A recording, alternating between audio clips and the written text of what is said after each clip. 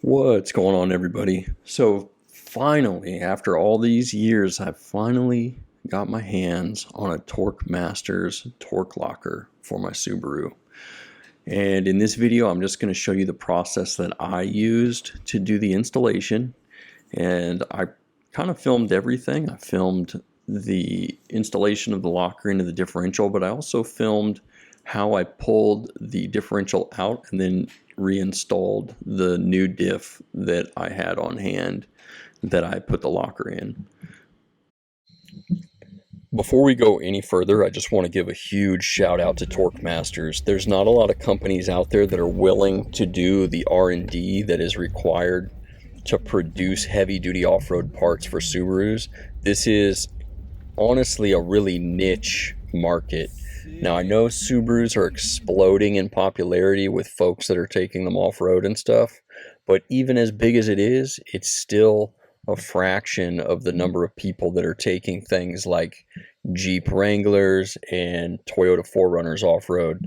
So I just want to acknowledge them and just give them a huge shout out for, this product that they've developed specifically for our cars to make them as capable as they can be. The next thing I wanted to mention real quick is if you want to read my full review of this product and you want to find all the details to everything that I'm using in order to do this project, head over to the Lifted Imports website. I'm in the process of writing a full review and a full rundown of the Torq Masters torque locker over there, and I will link that article in the description of this video. And if you could head over there, share it on social media if you like it, that actually really helps the website, it helps the channel, and just honestly, it helps people get in touch with these new products that are, honestly just making our lives so much better. Not that this is, a super new product, but it's new enough that there's still people that have tons of questions. The moment that I posted about getting this, this locker for my Subaru, my DMs were just full of all these questions about drivability and ease of installation, all that stuff. So if you want the answers to all that, head over to the Lifted Imports article that I'm writing right now, and I'm going to continuously keep that updated. So as I put more miles on it, I will let you know just, what my experience has been, and I'll let you know just once I'm able to get it out on more adventures into more types of terrain, I'll let you know how it performs. But let's go ahead and jump into the tool list now. So real quick, I just want to share with you some of the tools and things that you'll want to have on hand. If you have the instructions for your locker, this list will be included in there, but if you've lost your instructions, you can just go on the Torq Masters website and you can get them from there. But real quick, you're going to want ratchets, so you'll probably want a 3/8 and a 1/2 inch drive ratchet. You'll also want to make sure you have torque wrenches. You're going to want to make sure you have a 12mm box wrench, 14mm box wrench, 17mm box wrench, a 12mm socket, 14mm socket, 17mm socket, and then you're going to also want either a dead blow hammer or a rubber mallet. If you don't have any of those on hand, I would recommend going and buying one. And if you can't make that work, just make sure you've got a lot of rags or something on hand that you can use to keep from marring different surfaces when using a metal hammer. So after that, you're going to want to also have a 5/32 punch. You're going to use that to remove the roll pin from the carrier. You're going to want a pry bar in order to make sure you can get the axles out of the differential. You're going to want needle nose pliers, probably. You don't necessarily have to have them, but it could make the job a lot easier. You'll also probably want to have a straight slot or a flat screwdriver on hand.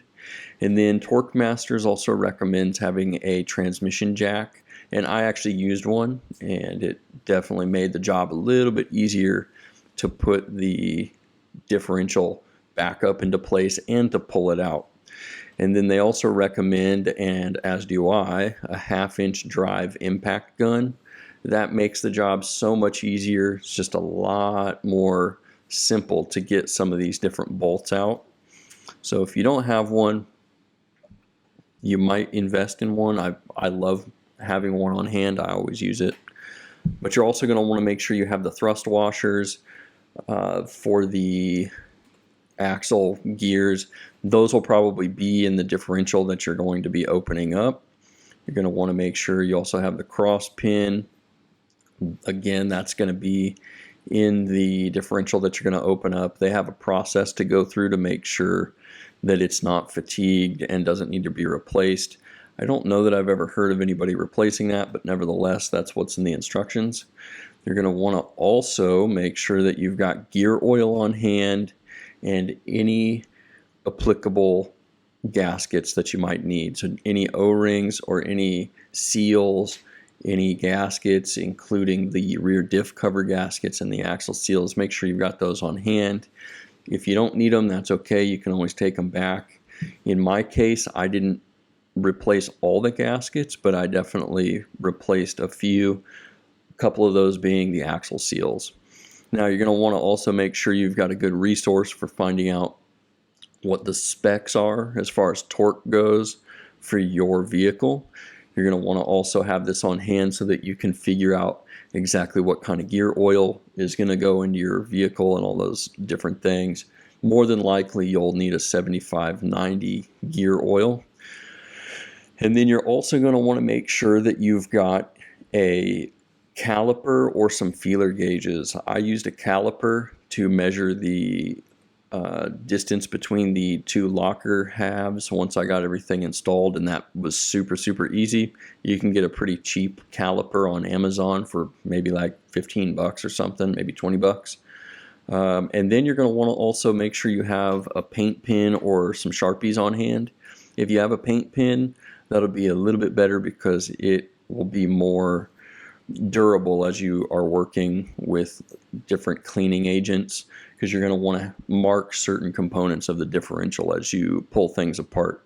So if you don't have any paint pens, you can use some nail polish. You could use Sharpies. Just make sure that if anything gets wiped off, that you go back and you reapply and make your marks again. I really hope that this is helpful to somebody to just have a visual representation. I know that there's already some other people out there that have some great explanation and some good resources. Those people are definitely smarter than I am, and you can go over and check out their channels. There's a gentleman on YouTube, I think it's actually John Bloom, but he's on a channel called Ain't on My Rocker. You can check him out. He's got a really good install video. And then there's another channel that I really like that I've been following for a long time. That channel is called Power of Your Brains. The guy that runs that is very well versed in engineering and things of that nature. I've always learned a lot from his videos. He does a similar installation video with some good explanations, so you can go over there and check it out. If there's anything that's missing in my video that you need help with, head over there and see if he covers things that maybe I missed. But anyways, we're going to go ahead and get into it. Just want to thank you guys for hanging out and checking out this video. So we're going to do the install on the Torq locker, and you probably will need to pull your differential, but in my case, this is a differential that it was not currently in my vehicle. This was actually an old diff that I had that I took out, and then I went and dug it up out of storage again. In order to install one of the Torq Masters lockers, you need to have an open differential. You can't use an LSD. So if you have like a Forester XT, for example, a lot of those came, actually probably all of them came with a limited slip. Same with a few other cars. I don't know the details, but you'll want to check that out first. Make sure that you have an open diff on hand, because then you can pull the spider gears out and put the locker inside. So this thing's just been kind of chilling. So what I'm going to do before I do anything, this thing is kind of caked in mud because I actually took this car off the road. When I had this diff in my car, I did a lot of different trails with it. So again, one of the first things I'm going to do, I've got it in this bag, right? So I'm just going to go ahead and hit it with the wire brush here. Just going to kind of go to town and get it all cleaned up. That way when I open it up, you know, I don't have dirt, sand, and, you know, mud going everywhere. I don't want that getting inside of the differential. So while I still have it in this bag, I'm just going to scrape it all off and let it go in the bag so it can just kind of stay there, and then I can throw it in the trash. If the differential that you're going to be installing the torque locker in is still in your vehicle and you need an explanation on how to pull that differential out, you can skip forward in this video where you can see the process that I went through to pull mine out. Once you get it pulled out and it's ready to go on the bench, you can just come right back here and follow along in the process. This is a great time to look things over. You can kind of check your axle seals. And when you're looking at the axle seals, you just want to make sure on this inner lip that they're sealed right and that there's no, you know, not any tears, because you really don't want to have a leaky axle seal. That kind of sucks. And if you've got this out, it's a perfect time to just give it a once over.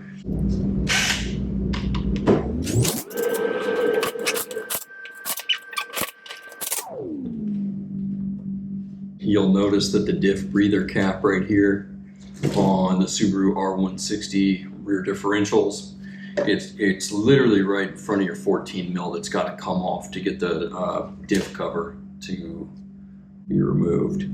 So, you know, you've probably tugged at this a little bit. It just doesn't come out. I don't see, unless you know for sure that you don't want to reuse this, you can probably just annihilate it. But I'm going to show you it really does pop out. So let me just show you how I do it. First thing that I usually do, because it's typically pushed real flush up against the case, you know, against the diff cover, the metal here, the aluminum. But what I do is I usually grab it and just gently try to create a little bit of space underneath it. Okay, that's not enough. Try to get some more here.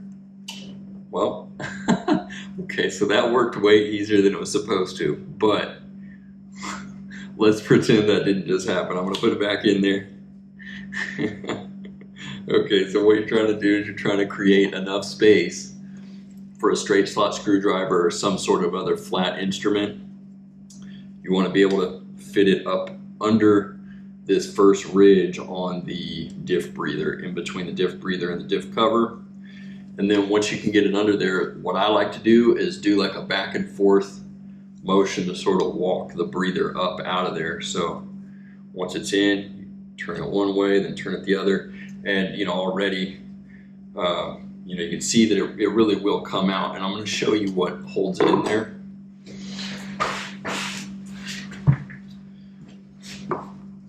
So you've got two tabs right here. Now let's say you were really concerned about breaking this.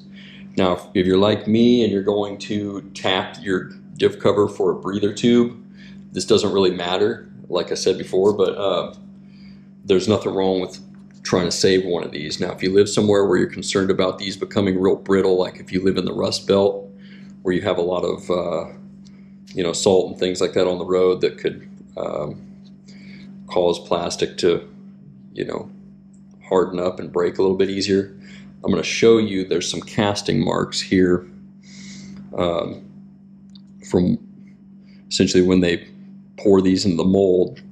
You're going to have one here and one here, and you'll notice that the tabs are the complete opposite. So if your casting marks are coming straight out, you'll essentially want to get something on this side, something on that side, and push it in with, you know, you could use a couple of, I mean, I don't know what you could use, maybe a couple razor blades. You could use like the flat side of a razor blade, push it in there, and get two in there. Maybe you might have a better idea on what you could use to push in there. I've never had to push anything in to release these tabs. I've always just pried it from there. But again, if you're worried about it and you think you're going to break it, that's how you can do it. So, like I said, that's how you can remove the diff breather cap from the R160 rear diffs in Subarus. This is the older Subaru differential. If you have a new Subaru, I don't really know what they use for a diff breather in the newer ones, so you might have something a little bit different. So keep that in mind. But if you've got this style diff breather, that's how I get them out, and served me well so far. And I always like to have shop towels handy. You never know. It's just nice to be able to just clean things up as you go.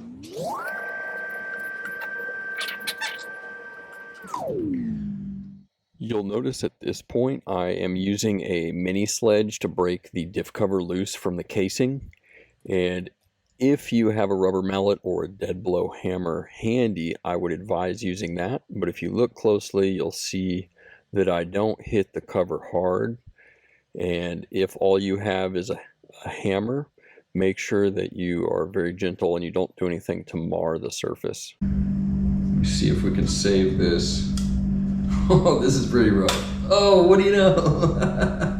Okay, so here's the deal. I know I said I was gonna buy another gasket, but I called around everywhere and I'm like a week out on anybody having one of these from where I am at right now, because we're coming up on the weekend, and I live in somewhat of a rural area.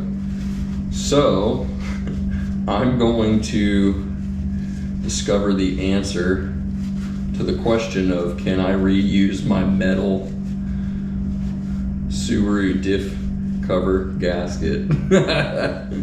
I don't recommend this. My actual recommendation would be to do what any sane and normal non-dirtbag person would do. Go buy yourself a new gasket ahead of time. But like I said, I like experiments, so I'm gonna see if I can make this work.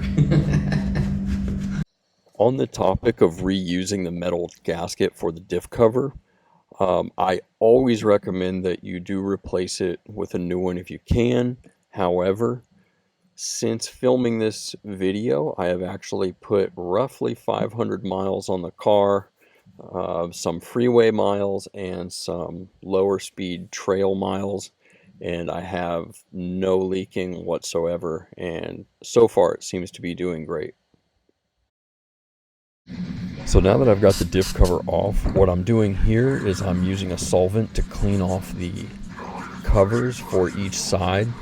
And one of the biggest reasons that I'm cleaning these off is so that I can take a Sharpie or a paint pen. You could also use a paint pen, but I want to mark the driver and passenger side, and I want to make sure that I have a good clean surface so that whatever marker I decide to use will actually adhere and not just rub off.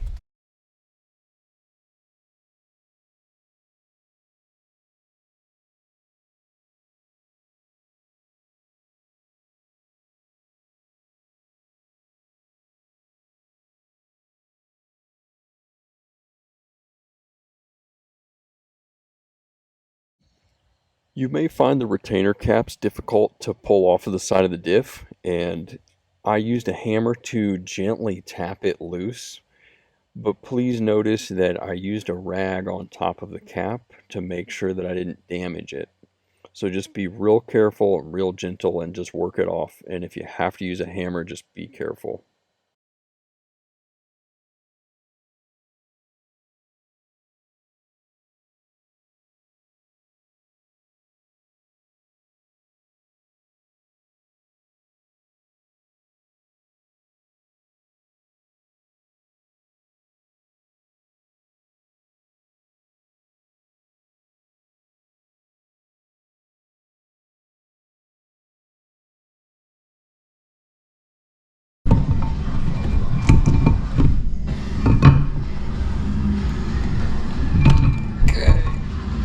Carrier's out.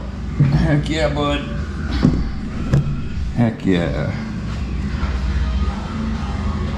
Okay, this is, as you can see, I marked it. This is the passenger side cover. This is what has your axle seals in it. So you obviously want to check the outside of the seal. And as I've looked a little bit closer, I can tell that there is a little piece taken out of it. I don't think I did that right now, but as I'm looking closer, there's a little bit of a gouge taken out of it. So this is going to need to be replaced. But another thing to check, even if they look perfect on the outside, on the inside, you've got a spring in the back of these type of seals that allows, basically provides tension to keep the seal tight around the axle. Now, that spring is supposed to be not rusty. Let me show you what mine looks like. This is the spring. And it's kind of ruined. The spring that I just showed you was actually supposed to be a complete circle, and the one that was in my differential was actually so badly rusted that it just kind of fell apart as I pulled it out. So in this section of the video, you can see that I am pulling the old axle seals out, and then I'm going to replace them. So it doesn't get destroyed by the brake cleaner.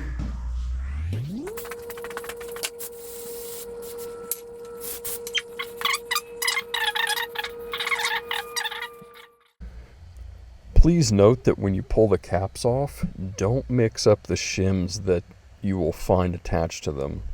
So if one side has 2 metal shims and the other side only has 1, make sure that you keep those organized. Don't mix them up. You want to make sure that they go back the way that they came out. Here we go. Just going to make my marks again since they came off. D for driver.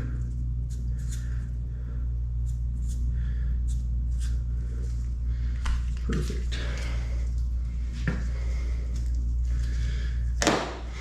Right on. Got my new seals here. My new seals. Your part number if you need that. These are kind of expensive, so don't mess them up. But before I install those, we're going to go ahead. I'm going to clean this lip up a little bit with some very, very fine sandpaper. Very fine, like 1,000 or 2,000, just to shine it up, because there's some corrosion in here and I don't want to be fighting that and mess up the seal. So one of my favorite ways to install a seal of this style is to take the new seal and put it in position, and then take the old seal that I just pulled out, set it on top of the new seal, and then I'll usually take a piece of wood and set that on top of both of them, and then just gently drive it in with a hammer or some other instrument, but always be careful to drive it in evenly.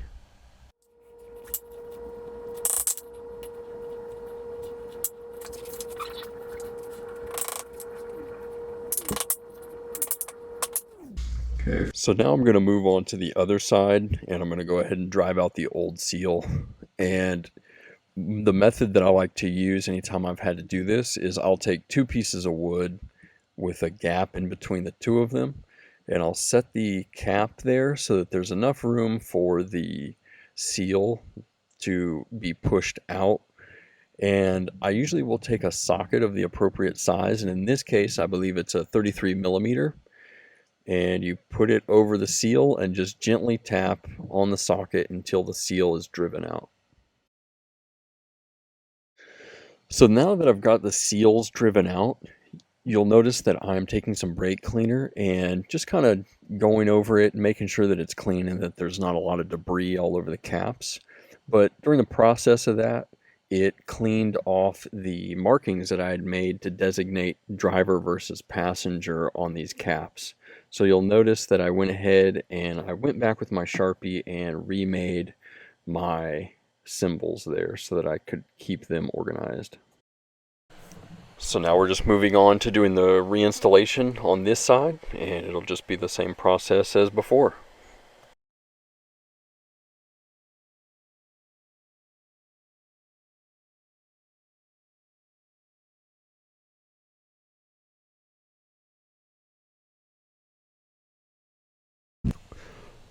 So when I pull the ring gear off the carrier, I always want to make sure that I put it back on in the exact same orientation that it came off, and so I like to use markings. Just going to mark it in 3 spots.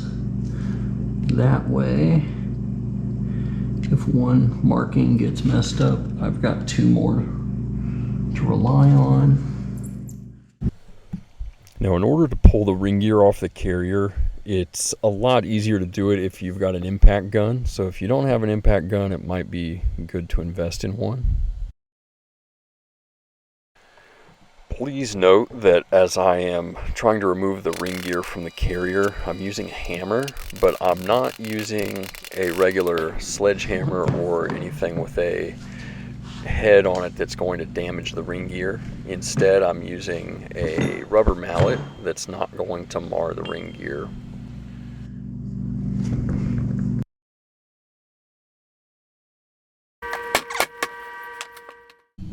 Okay, so in order to remove the roll pin so that the slide pin can come out, you'll need a 5/32 punch, but you'll notice that my punch is actually not long enough to get the roll pin to come out.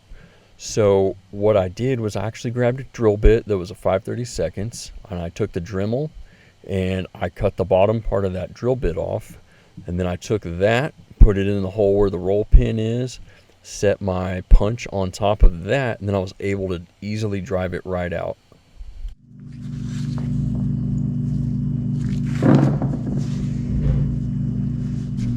Okay, so now it's time for the spider gears to come out. You'll just want to rotate them so that you can get them to just pop out.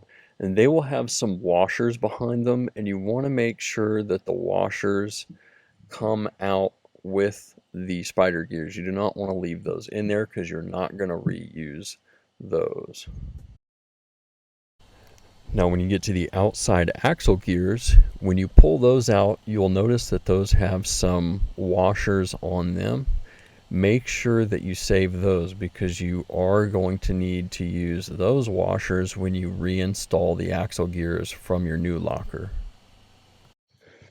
So you can use either your fingernails or maybe you could gently use a screwdriver to release those washers from the axle gears, but they can kind of stick on there because of the gear oil.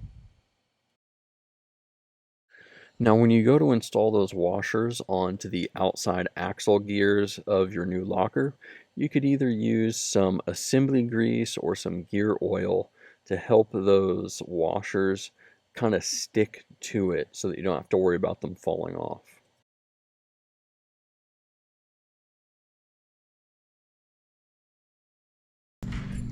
Using that assembly grease also makes it a little bit easier to install the cam gears into the carrier because it kind of helps those machined surfaces kind of stick together so that those cam gears don't just slide right out of the carrier. Notice that when I install the large portions of the locker that go in the center, I actually installed the teeth down on the first side, and then on the second side you'll notice that I put those big teeth up.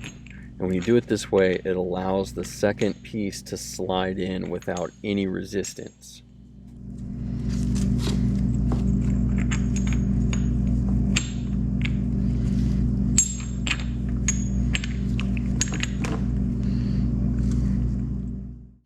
So once you've got all the components of the locker installed within the carrier, you're now ready to take the cross pin and slide it right in between all the pieces. And what I did was actually used a little bit of assembly grease here just to make sure that it would freely go in between all of the components. And when you put it in, you'll want to make sure that the hole for the roll pin is actually lined up on the cross pin and on the carrier, and you'll see that here in a second.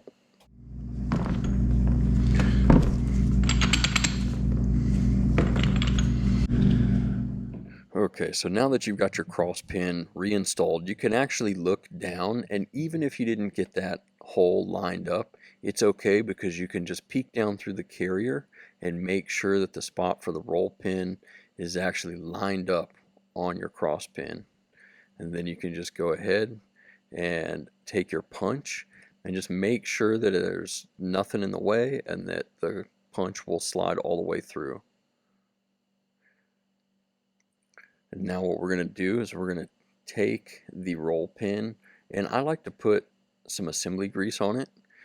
And once you get the assembly grease on it, then you can put it into the access hole. And I took a small hammer and used that. I know some people like to hold it with pliers and then tap it in with a larger hammer, but I actually had really good luck doing it this way. Let's see what happens if I hit it with the 5/32 from up here. Maybe I can give it some more juice. Man, that's hard. Let's see, I've actually got a bigger punch. Let's see what happens if I try putting this on top of it since it's larger. Try that.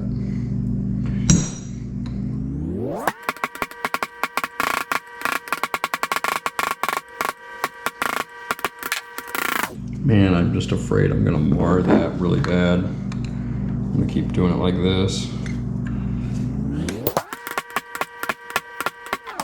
It's actually working. What do you know?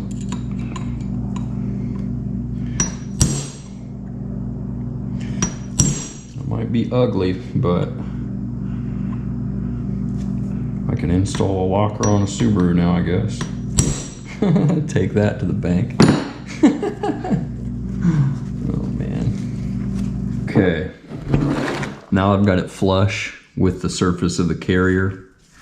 I'm going to give it a quick little drive. I'm going to try to get it just below the surface. There we go. Boom. Okay, so maybe just a couple millimeters. I know that's not very descriptive, but maybe you can see that. It's pretty. Now I'm going to go about installing the springs here. Let's see if I can make it happen. Just put a little bit of assembly grease on the ends of the, what's it called? I don't actually know if I can do this without pliers. Let's give it a shot. Oh, there you go. That looks right to me. Do the same thing, hitting it with some assembly grease. I imagine using assembly grease on this is fine, but if not, then oh well. All right, here we go. This actually was not as hard as I thought it was gonna be, so you can kind of just, if you're wearing gloves, you can just wedge one side in there, get your thumb in there, and push it in. Maybe that's supposed to be harder, I don't know. But, I mean, I'll be gosh dang, they went in there pretty easy. And they look like they're seated in the right spot. They're all the way down. Cool. I'm good with it. I'm so excited about this, you guys. You have no idea. Now, you might notice that I installed the slide pin or cross pin, whatever you want to call it, and then the roll pin. I installed those prior to doing the springs. I don't know that it matters what order you do it in, but I did the roll pin and the cross pin first to kind of hold everything in place. That's the gentleman that I saw on YouTube. That's how he did it, and it makes sense to me. I didn't run into any problems, so you can do it either way, I would imagine. If not, let me know in the comments if that's going to be a problem for any reason. But here we go. On to the next thing. I'm going to check the measurements here.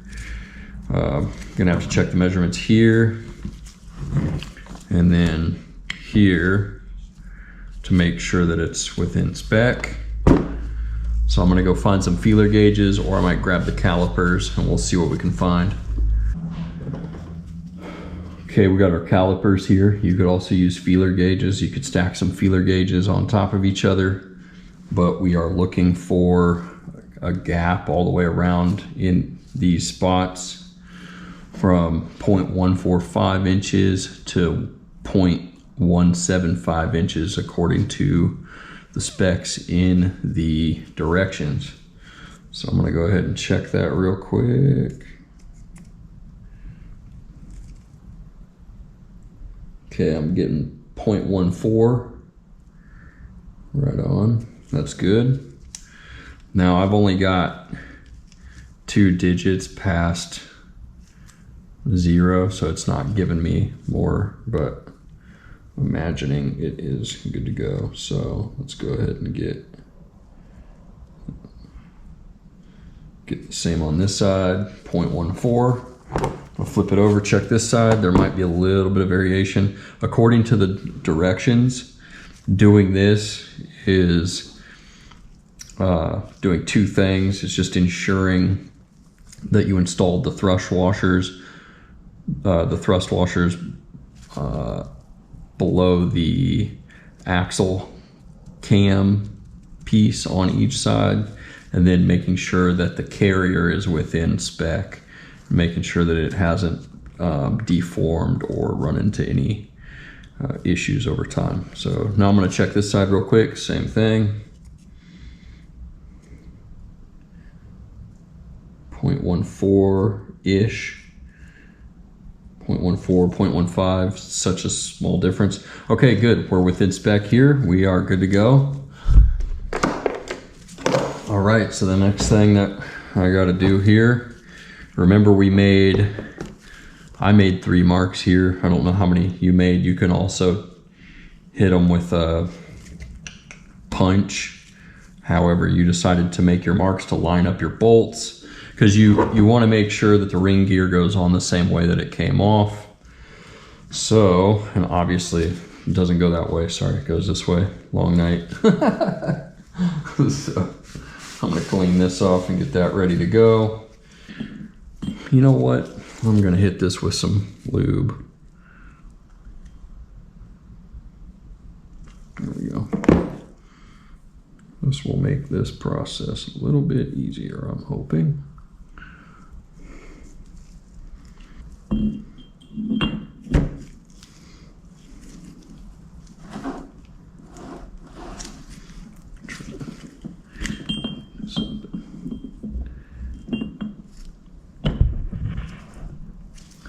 Boom, boom, boom. Perfect. Okay. So. Okay, once again, you'll notice that I'm using a hammer to seat the ring gear onto the carrier, but it is a rubber mallet, so just be aware of that. You don't want to use a regular hammer that's going to damage the teeth of the ring gear. That would cause you a lot of problems. Now, if during the process of you seating the ring gear on the carrier, the ring gear is not perfectly lined up with the bolt holes as it correlates to the markings that you made previously, that's totally okay. You'll notice that the ring gear actually rotates fairly easily on the carrier once it's all the way seated. You can see how easily it rotates.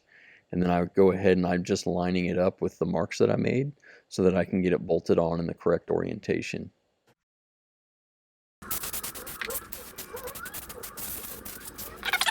All right, that's generally clean now. I'm gonna go ahead and get all of our carrier bolts started here. So we're gonna flip back over. Start putting all these bad boys right back in. I'm gonna get them all started. You know what I decided? I decided just to hit it with the impact. Okay, so the guy that I watched do this, he got everything snugged down in a crisscross pattern, and then he just hit everything with a couple more. I was being real light on the trigger with this. If you don't have access to an impact gun, getting these off in the first place is real difficult, so I would recommend borrowing one or buying one. I just have a real cheapo one that I purchased. It was actually the only thing that was in stock for like same day shipping back during 2020. The guy that I watched do this, he did everything just like that, and he said he's done a bunch of these. So I think we are golden. So that's basically it for the locker installation in the carrier. So at this point, it's just a matter of putting this bad boy into the housing. So let's get that going. I'm gonna grab my 5-gallon bucket and get started on it. Okay, real quick, I'm gonna get the caps prepped to go back onto the housing. So I'm going to make sure that these shims are oriented correctly. You'll notice that some of them are higher, like the holes. You want to make sure that they align. So I'm going to rotate this until all the holes look good. Okay, I rotate it again, still doesn't look right. Rotate again, still doesn't look good. Come on, where are we at? Boom, there we go. All 5 holes are lined up and good to go. After that, I'm going to take my O-ring, put the O-ring back on. My O-rings are not in great shape, but I did not have the heart to spend $90 on replacements. So here we are. I've already got the O-ring put on, got all the shims on. Everything is lined up, it's good to go. I still got my markings here, so I got passenger, driver, and I'm going to make sure that I put these on in the correct fashion when I get to that. Okay, at this point, I'm going to go ahead and put the casing down in my 5-gallon bucket. We're going to drop this in. Okay, we are all set, ready to rock and roll. In case you forgot, now that you've got the housing out of the vehicle and you're trying to remember which is driver and which is passenger, if you didn't mark it on the casing itself, the part that comes up is the top, so you can just imagine it that way. And this is facing the front of the car, so technically in the US this would be driver, and then this would be passenger side. And then we're going to go ahead and drop carrier in here. Okay.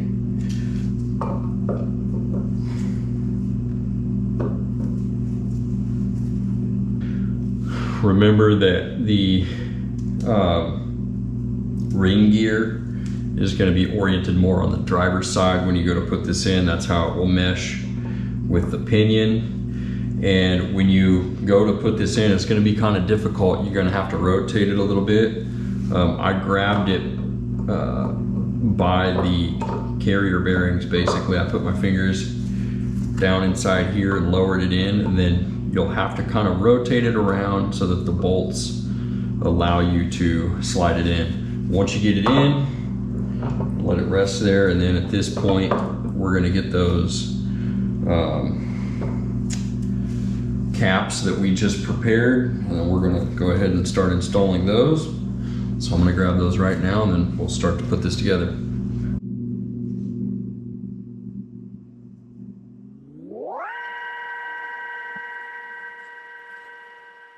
You're going to notice there's an arrow right here. We're going to orient that with the arrow on the bottom.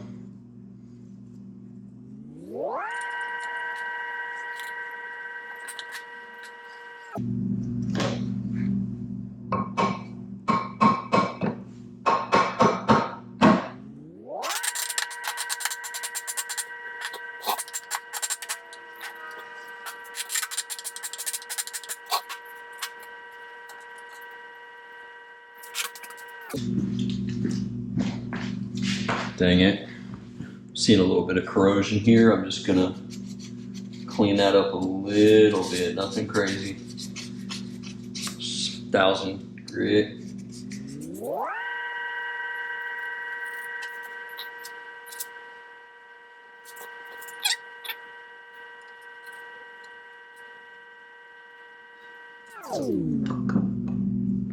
There we go. That's nice. This one went right in. And as you're doing this, you might have to adjust the carrier so that the carrier bearings will go into this outer racing that these caps contain. Rotate that.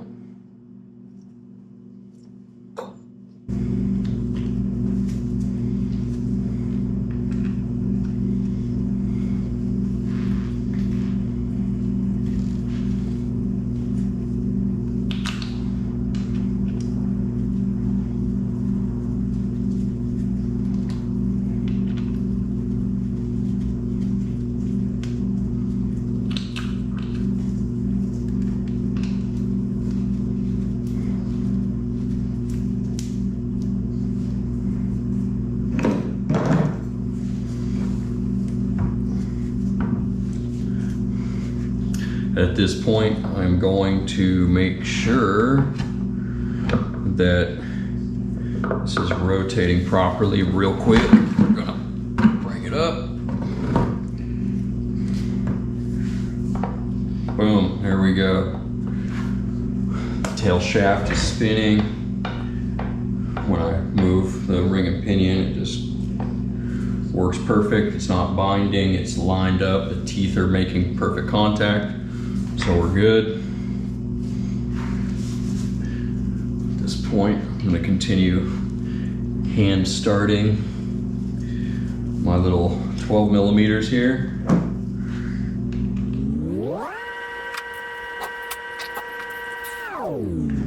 Okay. At this point,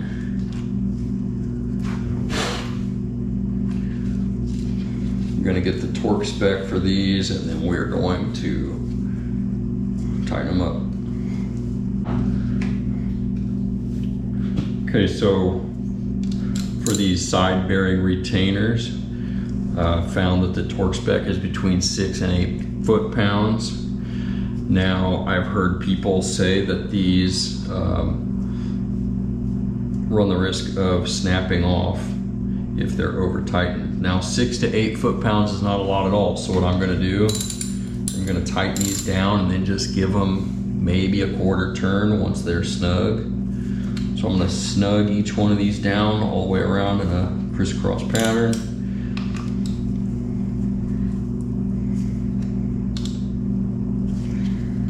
Now if you wanna do it with the torque wrench, you're more than welcome to. I would recommend doing it that way, but I'm a degenerate, so here we are. And I would recommend staying on the low side, so maybe 5 to 6 pounds. Everything that I found online was people were saying, hey, the 6 to 8 foot-pounds is for brand new bolts. With older ones, you want to go a little bit less. I don't know if that's because there's stretch involved or if it's because of these washers. I don't know, but anywho, that is how I'm going to do it. So I've snugged all these down. I'm going to just give them a quarter turn and see what that feels like. Okay, quarter turn. A little less than a quarter turn. You'll probably feel it. You'll probably feel it. And when you do, I didn't go across on that one, but whatever. When you do feel it, just, there we go. Okay, I'm going to check all of them.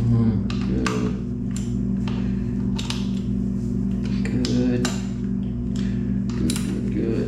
Okay, perfect. This is not likely to work itself off, so these don't need to be torqued down. Just be cautious with those. I'm going to flip this on its side. We're going to do the other side. I'm excited. Okay, at this point, I've got all my retainer caps situated. I've kind of double checked my work. Everything looks good. At this point, I'm going to go ahead and reinstall the diff cover. So I'm going to clean the surface here.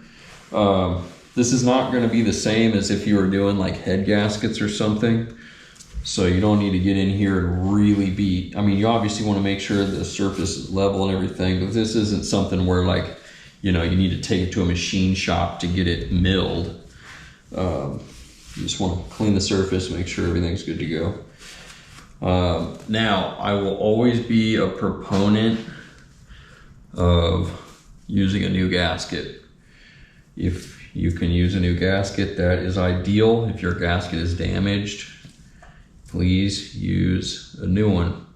It looked like it's in pretty good shape. I'm going to reuse it. If I run into any problems, then I will make sure to let you guys know that that was a bad idea, but that's what I'm going to do today, but I'm not going to advise you to do it. So basically, the way that this gasket works, it's got that block off plate right there. This essentially is made to go over the breather compartment here, right? And then I previously cleaned out this breather area after I installed this hose fitting. And essentially I just hit it with some brake clean, but you want to make sure that that's all clear. If you did this installation and you had a bunch of shavings, make sure that you clean that out. Okay, so anyways, gasket, it says up, right? But what you're going to be looking for is when the gasket is placed on the differential itself, you want to be able to read that as saying up. So that's the way that it's going to face, because that's where it's going to block off this area right here to keep it clear of debris if anything makes its way into the breather, which now if you did this modification you won't have that problem. So this is what I'm going to do. I'm going to go ahead, place this down. It looks good. I am going to get my diff cover bolts right here. I'm just going to start going around and putting these in finger tight. Once I get them finger tight, then I am going to take some sort of tightening instrument and zip them down, and then I'll torque them down.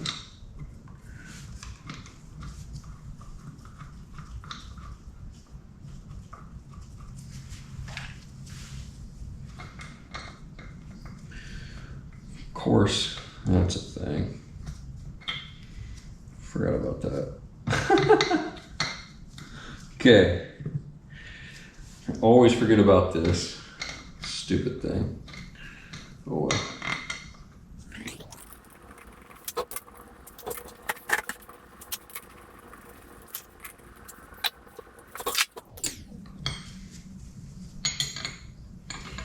I'm gonna grab my 17, pull the breather fitting out. I always forget that this is a problem. It's kind of a silly design. Even the original breather doesn't do this thing any justice, but this is fine because this was not a good thread taping that I did. That was not a good job, so that's okay with me. Okay, so you pull that out,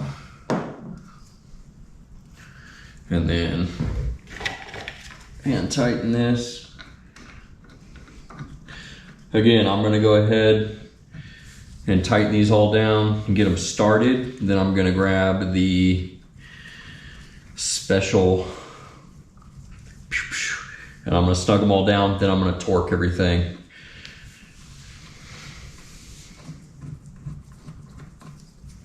Okay.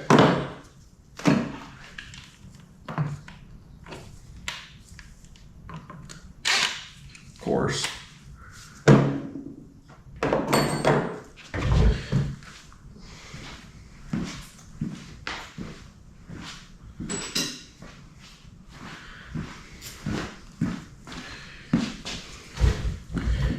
$15 Now, if you ever needed a better reminder, Subaru seems to be down with the pentagram.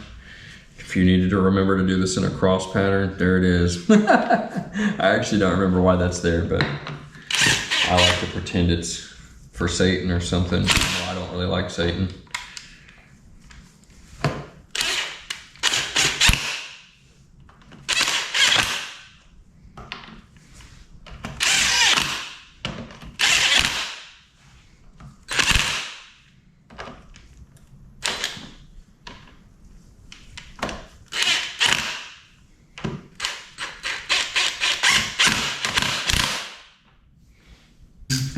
Okay, so you can torque these down via the Torq specs. Honestly, I do the same thing with these every time because these are not under intense pressure. So I get everything down to where it stops.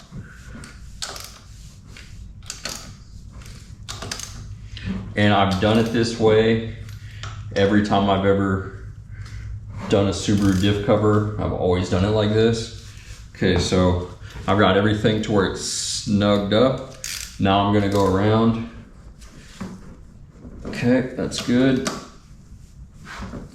And if it turns like another 1/8 turn, then that's fine. If it doesn't want to turn anymore, that's okay. There we go.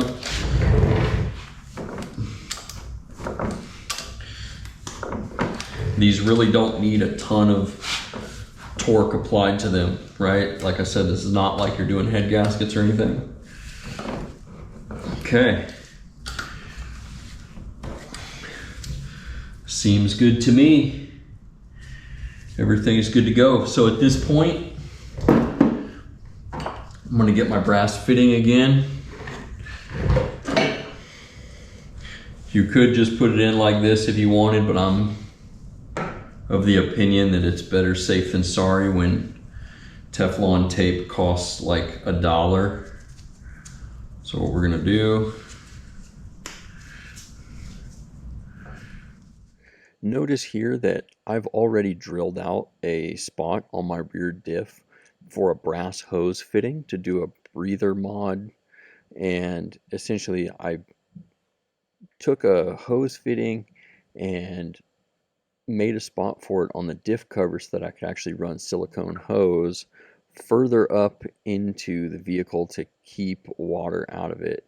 Now if you want to do that mod, that's totally fine, that's up to you. If not, you'll just reinstall the breather cap that your differential came with. But at this point, I'm just rewrapping the threads on the fitting that I am installing. That way it keeps any moisture or dirt out of the differential. Alright, so we're about to do a reinstallation of the rear diff in the Forester. I've got the locker all installed in the open differential that I sourced. It actually came from this car before I swapped it back over to a limited slip, but I had that open diff chilling out, so I grabbed it, did a quick little refresh on it, threw the locker in it. Now it's about to go into this car again. I wanted to talk real quick about this. This is a rear differential brace that I purchased Patrick over at Anderson Design and Fabrication. I figured since I have the rear diff out and I'm going to be putting a locker in it, I decided to get this brace because if I think about it, I do remember that the bushings for the rear diff, they were getting a little bit tired and worn out in this car. I didn't really want to deal with that. So I hollered at Pat and said, hey, do you got rear diff braces for these cars? Sure enough, he's got this bad boy. And that's going to cut down on any movement of the drivetrain due to worn out differential bushings. So it just means more power to the ground. You're not going to lose any torque or anything due to weak bushings. You definitely don't want weak bushings, otherwise you're throwing a lot of power out the window. But I just want to talk about this real quick. This is what is this, 3/16? I want to say it's 3/16. This is like stainless steel, US sourced, powder coated. This is not just painted. Pat actually works with a local powder coater in Oregon State, not far from his warehouse, and they just crush it. So I've always been really impressed with every item that I've received from Anderson Design and Fab. Always a really good coating, really good workmanship. Man, I'm just really excited about this. And yeah, so I'm gonna do a quick install with this as well once I put the diff in. Comes with the included hardware. You got 2 bolts, 2 washers, and then you're gonna have your 2 nuts here. Pretty self-explanatory.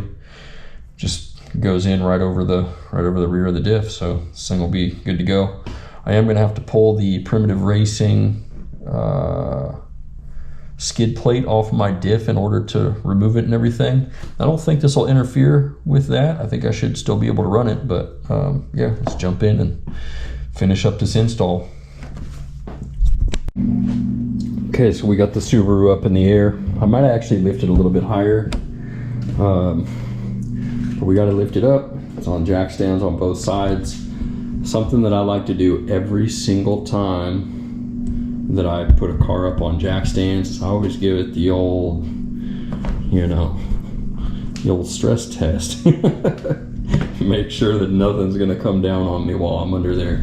So I just put my weight into it, give it a couple good, you know, just bully the car a little bit, you know. It's just like you're in middle school again. Tell it what time it is, you know. Cool, because if it's gonna fall, I'd rather it fall while I'm not under there.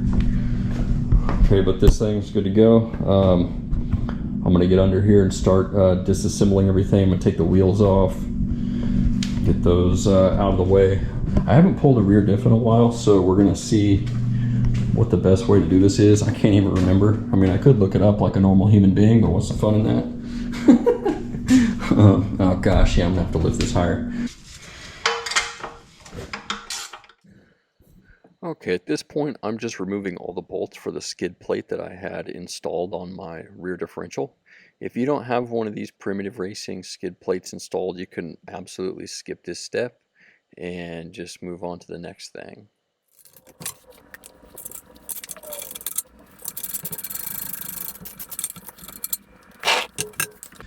These rear diff bolts, they can sometimes be hard to get out. And the reason for that is because on a lot of cars, they butt up against the sway bar and the spare tire well that comes down, and it's hard to get an impact tool in there. If you run into that problem, the way that I like to handle this is I take a solid spanner, take a solid wrench, not one, I don't use a crescent wrench, never a crescent wrench. And I don't use one of the ratcheting wrenches. I usually just take one of these, something nice and solid, so I can tap it with the hammer just to break it loose. Once you break it loose, you can set the frickin' ratchet loose on it. But just to get it broken, that's how I do it.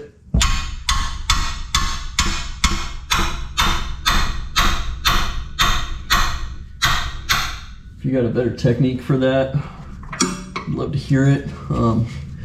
I typically don't like using 12-point stuff, but in the position that I'm in right now, boom, okay, these bad boys are broken loose. Heck yeah.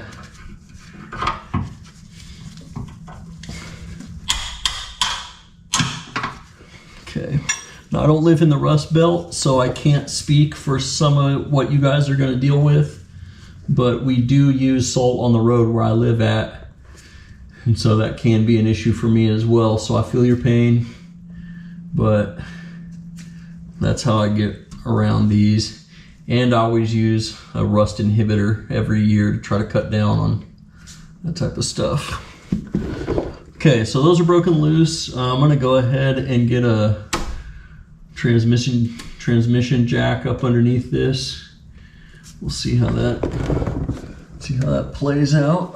Let me see if I can get this diff cover. Just as a heads up, this is a Primitive Racing diff cover. I'm gonna go ahead and see if I can zip these bolts out. I really like the Primitive Racing skid plates. If you take your car off-road, I suggest getting skid plates front to back if you can. But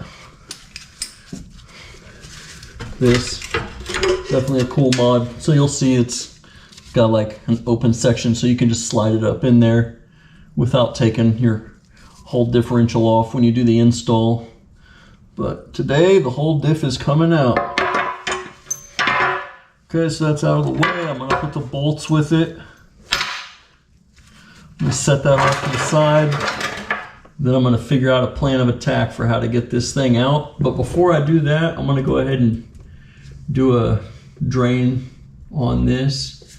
I'm going to break the fill bolt loose, and then I'm going to break the drain plug. We're going to get the oil out of it so that I don't have to worry about just spilling oil everywhere.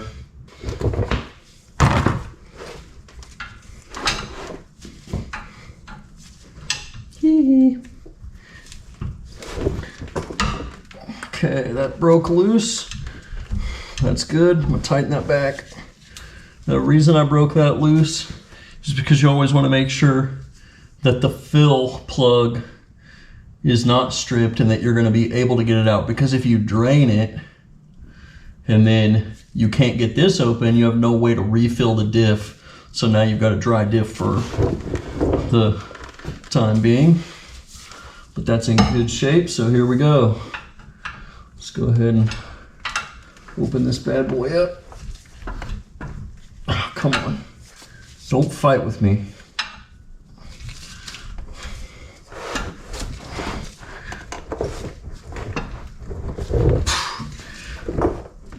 There we go.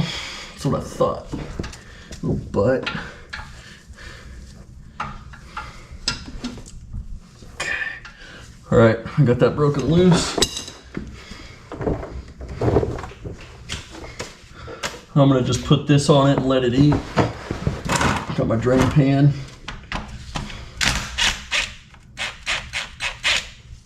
Let's see what this does. Woo.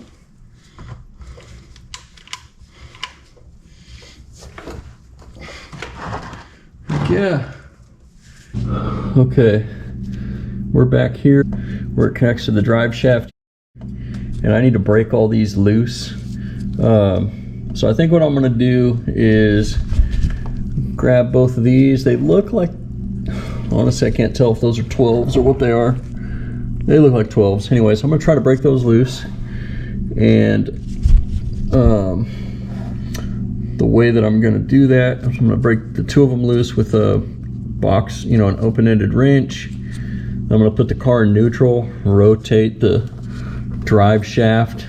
I might just throw something in here through the yoke and hold it in place once I rotate it, but those got to come out.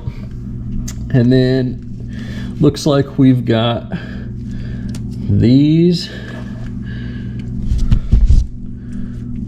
Okay, yeah, so we got 1, 2, 3, 4 big, probably 17s right here. They look like 17s. I already pulled these out, so that's good. I got one left right here. That's gonna have to come out. That'll allow the diff to drop down.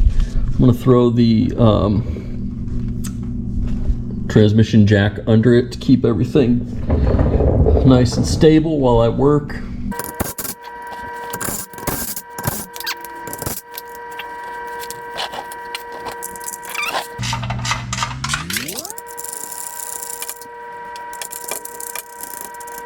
Get that 14 millimeter out. I got all these broken loose.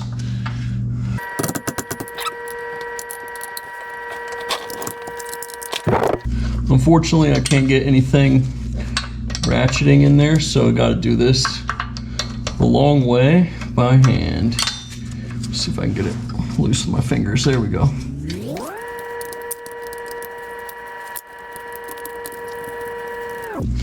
These are pretty cool. You'll see they got a flat edge on them. And that goes up against that side of the yoke or whatever you want to call that.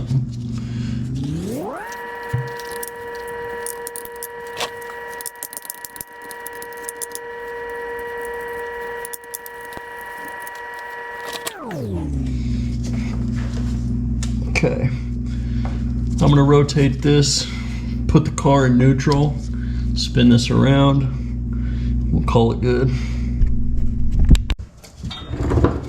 Looks like the drive shaft is corroded a little bit, so I'm gonna tap it with the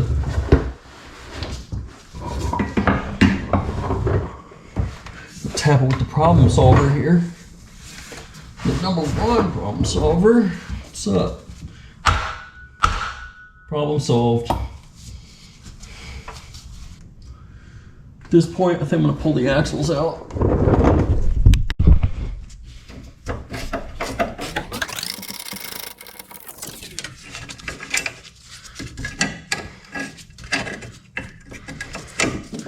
Okay, I'm doing that so that I can access this long bolt. Put this here just to keep it held. Putting the 19 mil on here. I'm going to hit it with the impact gun. Pull that nut off so I can pull this bolt out so I can swing this and pop the axles loose. Take a wrench, put a wrench behind it. And as I'm loosening it, I pull with the wrench.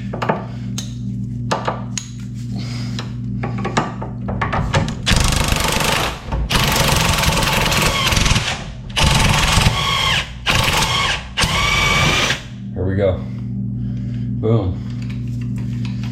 If you live in the Rust Belt, this might be difficult for you to remove. If that's the case, I don't really have any advice for you, but I got real lucky with this today. Real quick, I'm going to show you how to pop the axle out of the rear diff. This can actually be kind of tricky because sometimes these things want to be difficult. So if you got a little pry bar, I usually take the pry bar, place it right behind the large portion of the axle. Let's see if I can show that. There we go. You'll also want to notice that at this point I have removed the axle nuts from the driver and passenger side on the rear axles. So essentially all I did was I took a screwdriver and a hammer and was able to knock out the indentation that had been made to hold the nut firmly against the axle to keep it from backing out.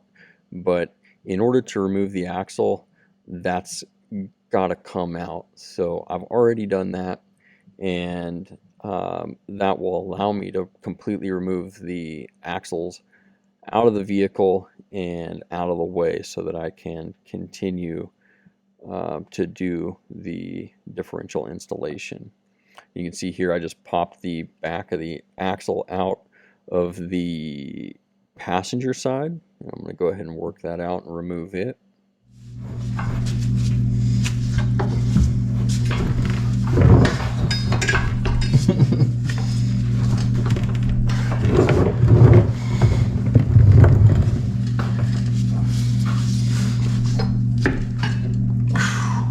Be careful when you're pulling the axles out that you don't damage the axle seals. Okay, I'm going to show you something real quick. Let's get oriented real fast. Okay, here's the rear diff. You're probably going to have a hard time getting the rear diff to drop. And the reason being is because you got these brackets on top. This is a 2006 Forester.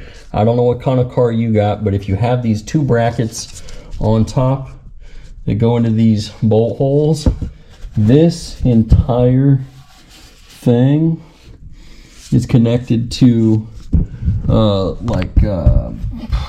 these bushings that have some play in them. I don't remember what they call this thing, like some kind of subframe thingy or something. But this whole thing pushes up if you're having a hard time getting those to come out. So we got that up, got those undone. So now I should be able to pry the rear diff off the studs from the rear cross member or whatever that thing is called and drop this thing down. So at this point I'm going to show you how I remove the studs from the old diff so that I could transplant them onto the new diff. The diff that I was planning to put into the vehicle didn't have studs on them. So what I did was I just took the bolts that, or not the bolts, but the nuts that connected to the subframe, and I put one on and then I put a second one on and I tightened them up together real well, and then I put a wrench on the inside one, and that allowed me to turn it and pull it off the diff cover. You might have to give the stud a little bit of shock. I actually tightened mine and then loosened them. That sometimes seems to work for me when I'm trying to break something loose. But that's how I went about it. And then you could use the impact gun to get the outside one off when you're done. And then to get the inside one off, what I did was I took vice grips and a rag, and I just held the stud in place with the vice grips, but I did not place the vice grips on the threads. I placed it on the flat portion of the stud, and that gave me all the leverage I needed to break that final nut loose and to move on to the next one. And you can use a similar tactic when you're reinstalling the studs into the diff that you want to put them on.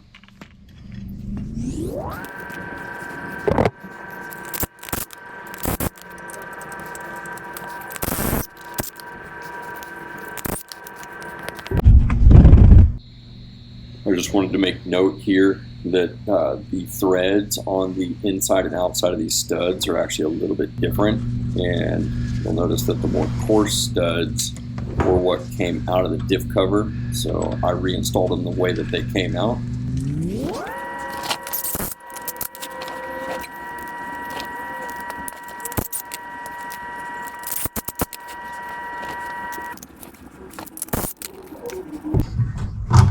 There we go.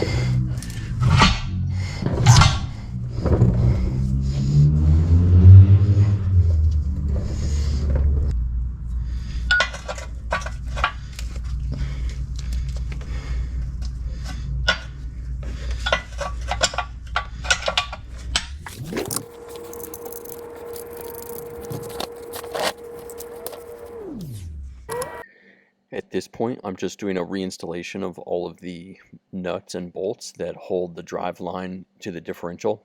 And if you've got a buddy that can help you with this, it makes it a lot faster. You could have somebody sit in the driver's seat, put the car in neutral and then in park once you rotate the thing by hand in order to access every bolt and every nut. But you could also do it by yourself if you want. I actually just had the car in neutral, and of course, as always, you want to make sure that the wheels are chalked and that you're being safe. You never want to work on a car that is not completely stable. But I just put a wrench in between the U-joint area to hold it in place while I tightened it up.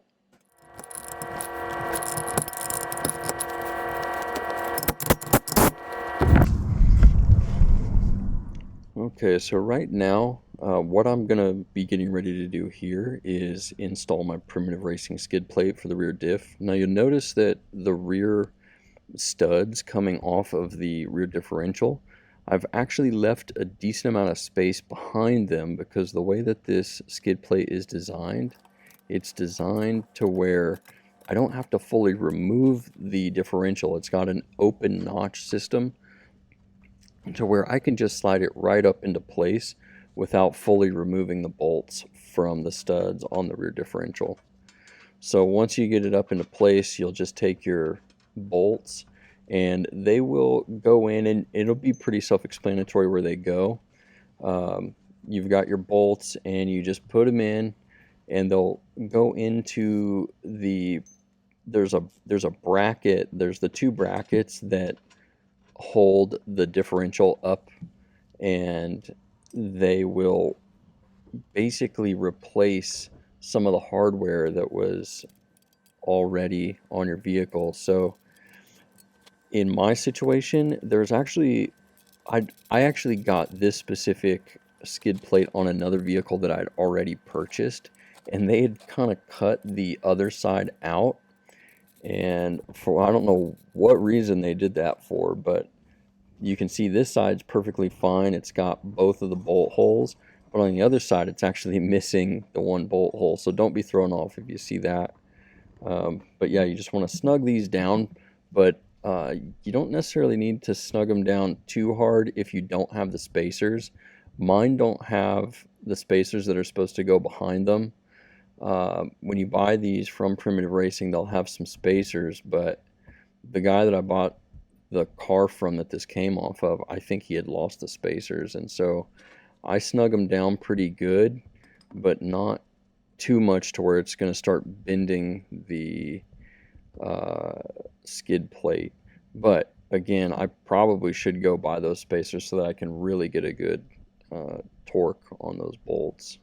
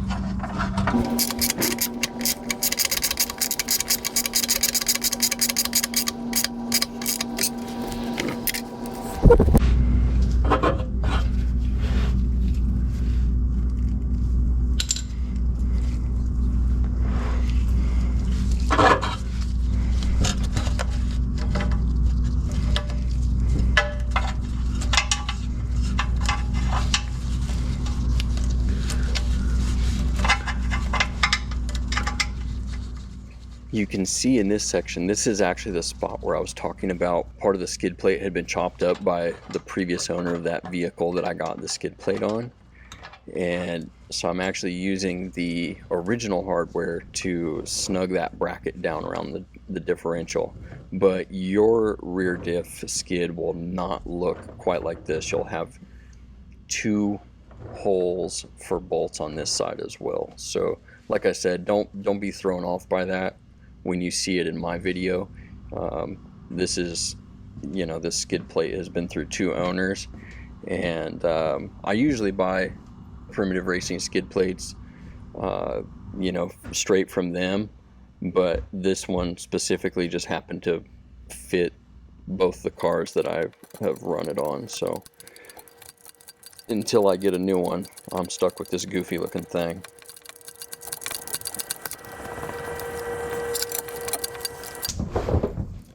Okay, so at this point, I am going to be installing the Anderson Design and Fabrication rear diff brace. And essentially you can see how it's just a steel bracket that goes right over the studs for the rear diff, and then you take the same rear diff nuts that you would use in a stock application and you just reinstall them right over the brace. Now, if you're not going to be doing this diff brace installation, that's totally okay. You don't have to, and you can just go ahead and reinstall the bolts that go onto those studs right there. And if you are going to be installing the brace, you'll notice here I'm getting the bolts ready that are going to go on the outside bolt holes of the differential brace.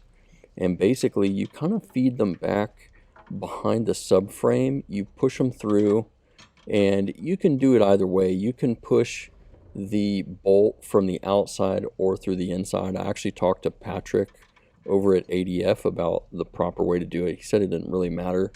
I just kind of liked the way that it looked, to push the bolt through the subframe from the inside out, so that the nuts would be on the outside and kind of look similar to the nuts on the studs for the differential. But you can kind of do it however you want. In this specific situation, just note that on the driver's side, you kind of have to fish the bolt up into the subframe, there's a weird little metal bracket that you kind of have to feed it through, so it just takes a little bit of patience. But once you get it up in there, you can just push it through with your finger, put the nut on it, and then you can just stick a wrench up in there to hold it solid and tighten it down.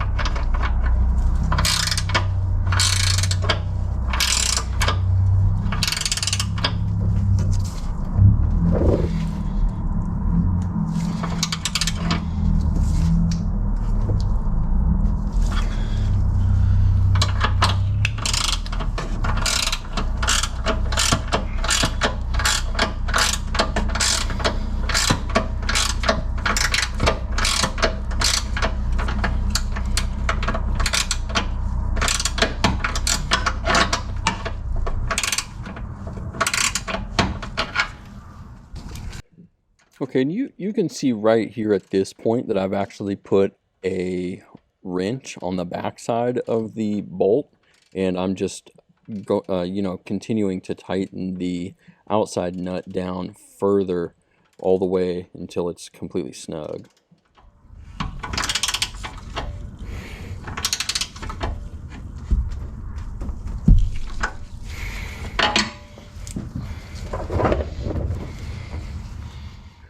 Okay, and once you get that side done, you can move over to the other side.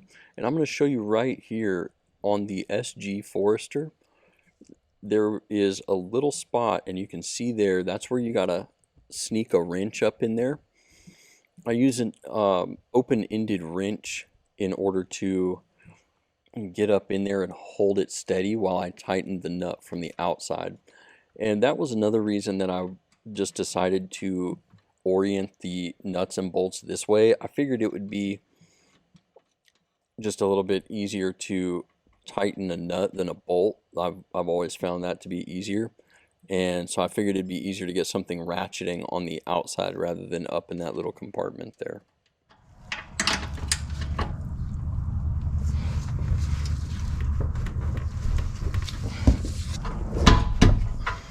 Okay, and at this point, I'm just snugging everything down all the way, making sure everything's good and solid.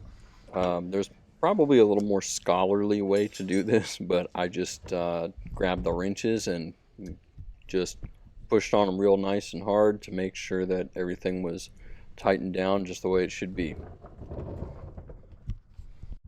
Now, on this particular model of Subaru, the driver and passenger rear axles are actually unique from each other.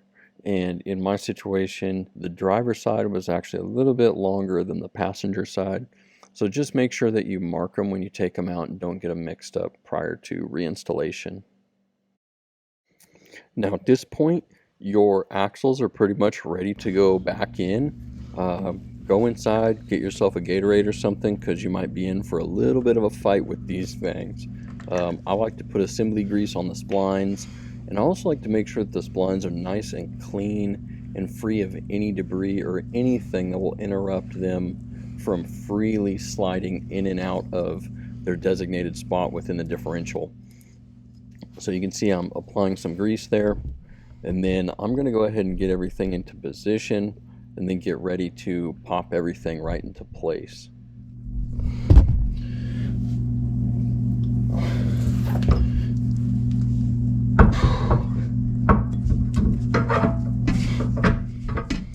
Now, I'm not gonna lie, I usually feel like I'm a pretty strong dude until I go to put Subaru axles back where they go. You'll notice here that I am kind of rotating the axle to make sure that the splines line up, and then I'm also trying to make sure that the retainer, there's like a retainer clip, and I'm rotating it to make sure that it can get into place. And then I'm kind of using the outside portion of the CV axle as like a slide hammer to pop it in. Now, one thing that I always notice when it finally clicks into place, there's usually a spongy feeling, like it feels like the axle wants to push itself back towards you every single time. But once it pops into place, that retainer clip will grab it and it won't have that same rebound feeling. Now I also want to show you at this point what the axle needs to look like on the differential side. It needs to actually be completely snug. That dust cover right there needs to be seated all the way up against the differential. There was a couple times where I thought that I had it, and then I actually had to go look at pictures of how it was supposed to look, and I realized I didn't have it all the way seated. So don't be tempted to just half butt it. Make sure it's all the way seated. Okay, so over on the passenger side, I've actually already locked in the axle into the retainer clip inside of the differential, and I'm just greasing the outer splines for the wheel bearing side. Perfect. And I'm reinstalling it into the hub right here, as you can see.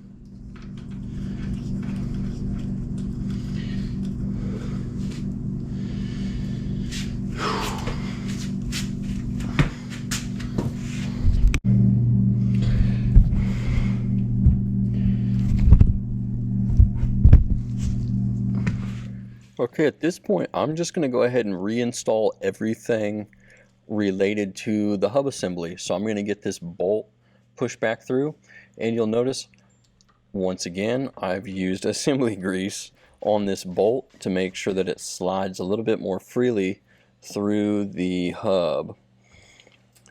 I just can't stress this enough. I think proper lubrication doesn't really matter what you're dealing with. But it can make things so much more simple for you. Now, when you are working to push this bolt back through and get it threaded into the other side, you're going to run into a little bit of resistance. So you'll see that it'll come through, but then once it gets to the other side, it's not going to be perfectly lined up. And what you'll more than likely have to do is use your drill or use your impact gun or whatever you got to push it through. And then once you get it over to that side, the best thing to do is honestly grab your floor jack and lift the knuckle up just a bit, and that will usually get it aligned properly so that you can push that bolt all the way through and get it torqued down correctly. There we go, boom. Okay. And then hit it with some rotation.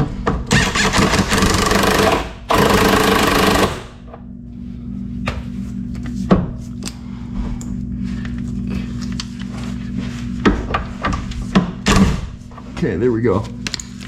Boom, we're good.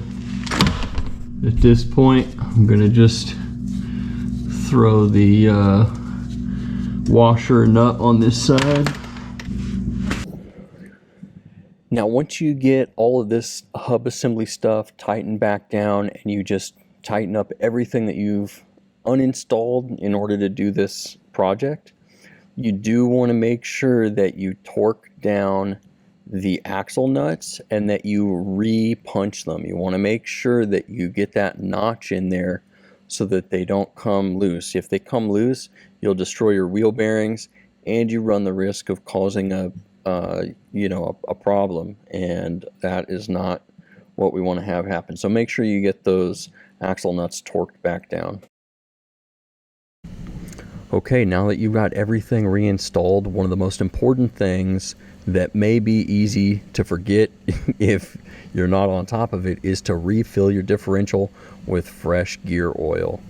It's going to be a 75/90 on 2006 Forester. You'll just want to check your owner's manual and make sure that you get the right gear oil viscosity for your vehicle.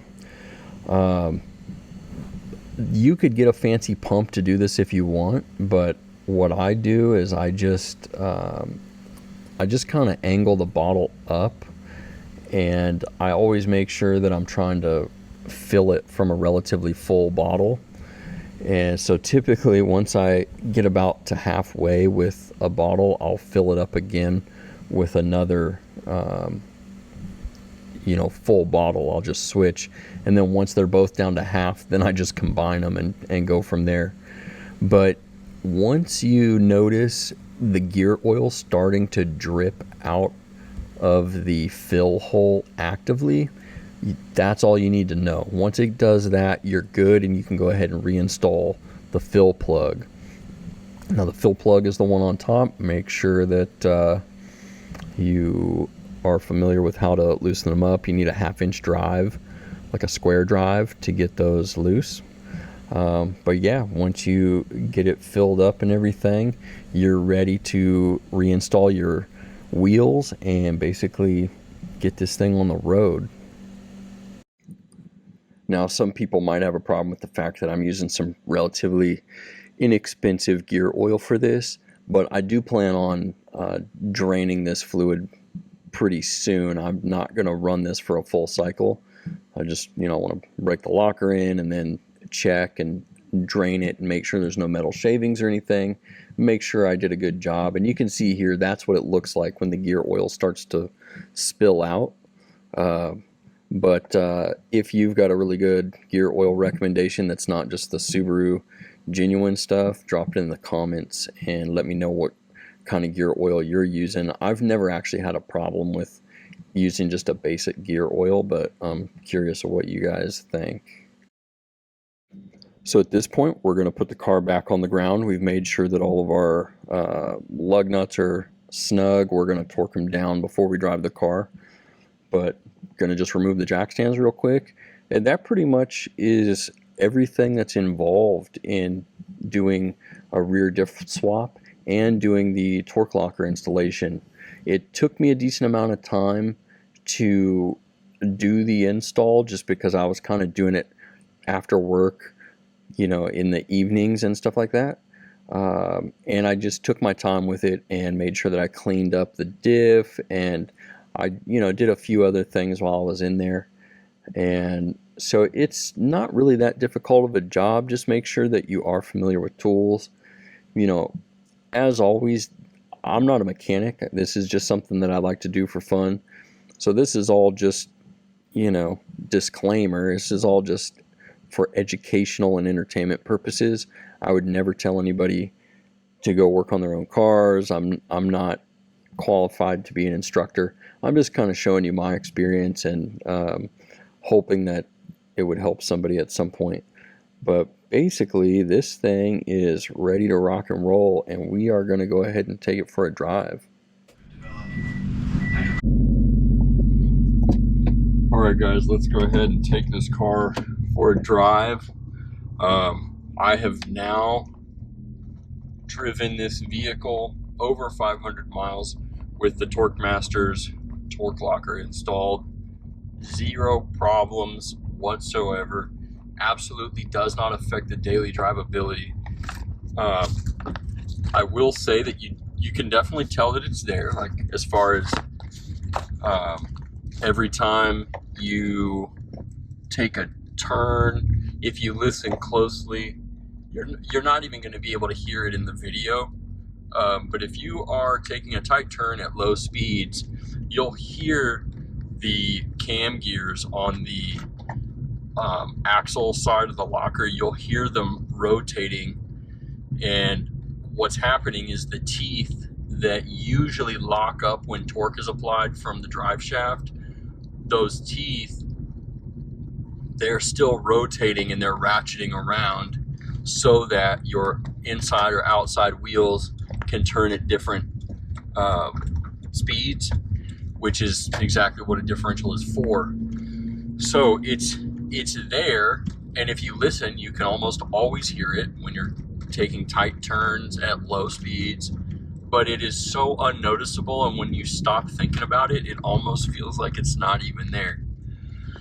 Now, there are occasions where if I am in a parking lot and I'm a little too saucy with the throttle when I'm turning, it'll lock the diff up a little bit, and then there'll be a little bit of not a clunk, but just kind of a popping sound as it goes back into, as the gears are able to start rotating freely again. But it's, as long as you essentially just coast through your turns, at low speeds where possible, and you're not real aggressive with the throttle at low speeds in tight spaces, it's really not that bad. And I'll say that essentially, to me, it's kind of the same thing as mud terrains. So a lot of people complain about, like, oh, mud terrains are so loud on the road. But to me, I think it's kind of cool. I'm like, yeah, that's right. Like, I have mud terrains on my car. What's up? Like, let's go off road. You know, it's kind of like a badge of honor in a sense. You know, it's like, I don't know, that it's kind of silly, but yeah, no complaints whatsoever.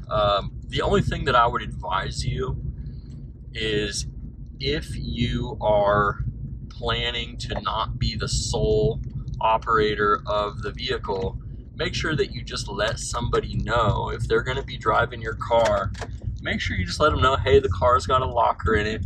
You're going to hear some ratcheting around turns. You might hear a pop and a bang occasionally in parking lots if you're hard on the throttle. But other than that, it has not affected the daily drivability of the car at all. When you're on the road and you're actually driving at normal speeds, you don't even notice that there's a single thing different about the car. There's no, like, if you're going 35 miles an hour and you're taking a regular turn, you don't even hear it. Like, straight up, you don't hear a thing. So if you're concerned about daily drivability and that's holding you back from pulling the trigger on a locker, 10 out of 10, I would say don't even worry about it. And you got to understand, I'm driving an old 2006 Subaru Forester, and these cars were very poorly insulated from sound. So as far as sound deadening goes, like, these cars had almost no sound deadening going on compared to what's newer. And the new style of locker that they put in all the current Subarus is even less noisy when you've got a locker in it. And yeah, I just am extremely happy about this. I have had the car on some mild trails, and the car performed fantastic. Absolutely could not be happier that I finally pulled the trigger on this. I don't know why I waited so long, actually. I thought, oh, I've got a limited slip, it's just fine. But, with limited slip, you kind of have to have a little bit of, it doesn't lock up immediately at low speeds the way that you need it to when you're off-road. So for me, it just made a whole lot more sense. And I'm glad I finally did it. So at this point, 10 out of 10, super pumped, very happy about it. There's absolutely no change in daily drivability, in my opinion. If you're a very picky person, maybe you need to get an attitude adjustment and get a locker anyways. I'm just kidding. But the only thing that you might notice is people will look at you funny in parking lots, because there'll be a little bit of a clicking sound. People might try to tell you, like, oh, your axles are bad. I've had that in the Jeep before. I've had people be like, hey, did you know your axles are clunking? I'm like, dude, trust me, I know. It's not my axles. And to be honest with you, I actually liked this locker so much that I got a second one for my Jeep for the rear axle. Anyways, that's all I got to say about this. I hope this is helpful for you. If you have any questions, hit the comment section. If this has been helpful for you at all, or even just mildly entertaining, subscribe, like the video, and yeah, hit the comment section. If you've already installed one of these, I'd love to hear your experience. And I'd also, if you, like I said, have questions about this, as far as, practical questions, like I'm not an engineer, I don't work for Torq Masters, so I'm not going to be able to give you the answers to some real technical weird questions a lot of you Subaru owners seem to have sometimes. Jeep owners are just like, get in it and drive it. 4Runner owners a little bit in the middle, and Subaru owners are like, what's the square root of X times 17 and the coefficient of the drag of this Subaru vehicle. I can't with you guys sometimes. But aside from that stuff, hit the comment section if you have questions about my experience with the locker. And yeah, other than that, let's get out on these trails, do some fun stuff, and just have good lives that are full of wonderful adventures.